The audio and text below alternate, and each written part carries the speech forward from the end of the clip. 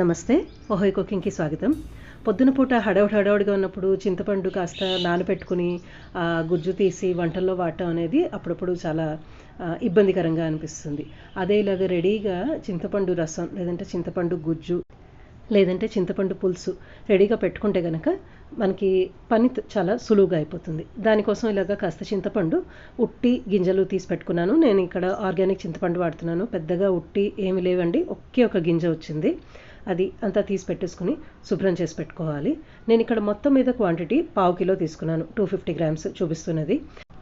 ఇదే procedure follow అయ్యి మీరు అరకిలో, కిలో, 2 కిలోలు ఇంకా ఎక్కువ క్వాంటిటీ కూడా చేసుకోవచ్చు. ఒక్కసారి కాస్త టైం పెట్టుకుని చేసి పెట్టేసుకుంటే మనకి పొద్దున పూట హడావుడిగా ఉండేటప్పుడు చాలా ఈజీ అవుతుంది పని. ఇది 3 నెలలు ఏడోకా లేకుండా బాగుంటుంది. 6 నెలలు కూడా మనం చక్కగా నిల్వ చేసుకోవచ్చు. దీనికోసం రూమ్ టెంపరేచర్లో ఉన్న నీళ్లు కేవలం ఈ చింతపండు మునిగేంత నీళ్లు పోస్తే చాలు.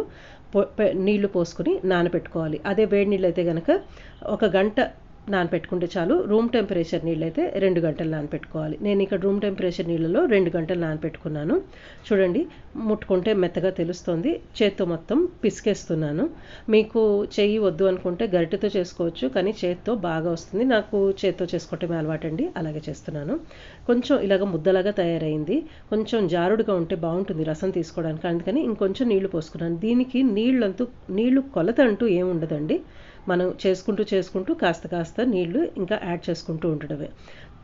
కాస్త జారుడుగా వచ్చిన తర్వాత నేను ఇలాగా జాలి ఒకటి తీసుకున్నాను. మరీ సన్నగా హోల్స్ ఉన్నవి, రంధ్రాలు ఉన్నవి కాకుండా కాస్త కొంచెం పెద్దవే తీసుకోండి. ఎందుకంటే మనం దీంట్లో ఈ గుజ్జు వేసుకుని ఇలాగ కింద రసం తీసుకోవాలి. మనకి మరీ సన్నగా ఉన్నది తీసుకుంటే పని అవుతుంది, కానీ చాలా ఎక్కువ టైం పడుతుంది, శ్రమ ఎక్కువ అవుతుంది. చూడండి, మొత్తం అలాగ రసం అంతా తీసిన తర్వాత ఒక చిన్న జామకాయ అంతా ఇంత ముద్ద వచ్చింది నాకు మిగిలింది. దాదాపుగా మొత్తం ఎక్స్ట్రాక్ట్ అంతా తీసేసాను, ఏమీ లేదు దీంట్లో. అయినా ఇంకా ఉంటుందేమో అని నేను మళ్ళీ కూడా పాత్రలో వేసుకుని ఇంకొంచెం నీళ్లు పోసుకొని ఇలాగ అప్పటికప్పుడు ఇంకా ఫిల్టర్ ఏం లేకుండా ఇలాగ చేసేస్తున్నాను. చేత్తోనే పిండేస్తున్నాను నేను. మ్యాక్సిమం వచ్చేస్తుందండి. ఆ తొక్కు ఏదైతే తుక్కు మిగులుతుందో నేను రాగి ఇత్తడి పాత్రలు కడగడానికి కానీ దీపాలు కడగడానికి వాటికి వాడేస్తుంటాను. దాంట్లో ఇంక చాలా వరకు ఏమీ ఉండదండి. ఇలాగా మొత్తం మ్యాక్సిమం తీసేసుకున్న తర్వాత స్టవ్ మీద పెట్టుకొని 1/2 కేజీ చింతపండుకి 1/2 కప్పు నేను సాల్ట్ వాడుతున్నాను. ఉప్పు వేసుకున్నాను. లో టు మీడియం ఫ్లేమ్ పెట్టుకోండి. మీ దగ్గర ప్రాపర్గా మెజరింగ్ కప్ లేదంటే 50 to 60 గ్రామ్స్ సాల్ట్ వేసుకోండి.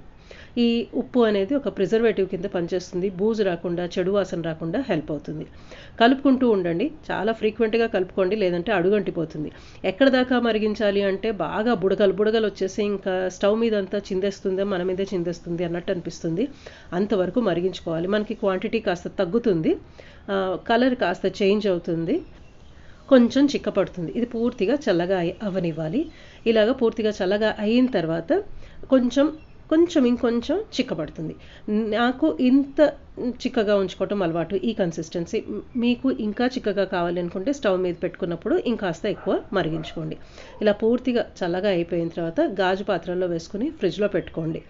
మీరు తడి చేయి కానీ తడి స్పూన్ కానీ ఏమీ పెట్టకుండా ఉంటే 3 నెలలు కాదండి, 6 నెలలు కూడా చక్కగా ఉంటుంది. ఏమాత్రం పాడవదు. దీంట్లో కొద్దిగా ఉప్పు కలుపుకున్నాం కాబట్టి ఇది దేంట్లో అయితే వాడతామో దాంట్లో కొద్దిగా తక్కువ ఉప్పు వేసుకుని వంట చేసుకోండి. నేను మొత్తం మీద స్టవ్ మీద 25 నిమిషాలు పెట్టుకుని మరిగించుకున్నాను.